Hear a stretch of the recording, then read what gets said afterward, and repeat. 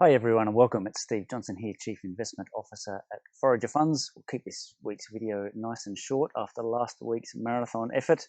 I know the question on everyone's lips is this value rally sustainable? 2020 has been a year of fastests. It was the fastest market meltdown back in March. It was the fastest market recovery in the couple of months after that.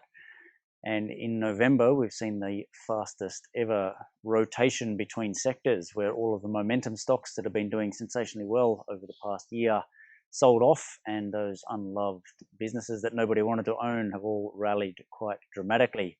That's benefited both of our portfolios quite a bit, but the question is, can it last?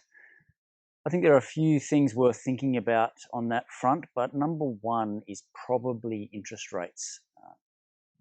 These growth assets have been driven by very, very cheap money. And I think importantly, at the value end of the spectrum, lots of businesses have been kept alive. The capitalist system has been slowed down in terms of its creative destruction ability. And we've seen lots of companies, for example, in oil and gas services, where the competition that should have left the market has not. And I question whether 2021 and beyond is going to start looking very, very different on that front. I'm in the middle of a book that's a history of the United States, way back to its beginning, but it's really interesting, that period from the Great Depression that ended in 1929-30 through to 1940, where they really, really struggled to get traction in the global economy and particularly in the US economy.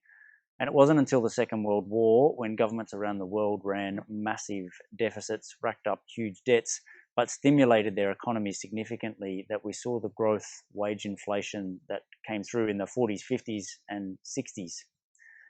Are we seeing something similar now? Well, I think if the conditions are ever going to be right, it is this. In 2021, we're going to see a recovering economy on the back of vaccine news. We are already running massive fiscal deficits. There's huge amounts of support. We have record monetary stimulus as well in the form of very low interest rates. And I think importantly, we have consumers around the world that are in a pretty good place. You've got savings rates here in Australia and in other places that are very high. People's incomes have been propped up by the government and they haven't had a lot of places to spend it. So I think with all of those forces combining in 2021, you may be looking into 2022, 2023, seeing some forces for higher inflation in the economy. And I think in terms of how the stock market performs, that is going to have a huge impact if it does unfold that way.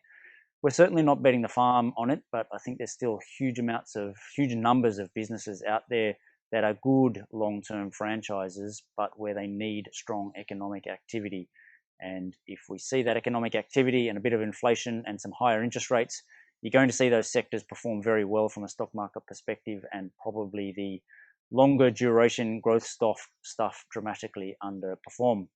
Still love owning growing and good businesses though, so we've got a few of those in the portfolio at sensible prices in both portfolios, and definitely looking out for more if markets sell off. Hope you've enjoyed this video, and we'll be back next week.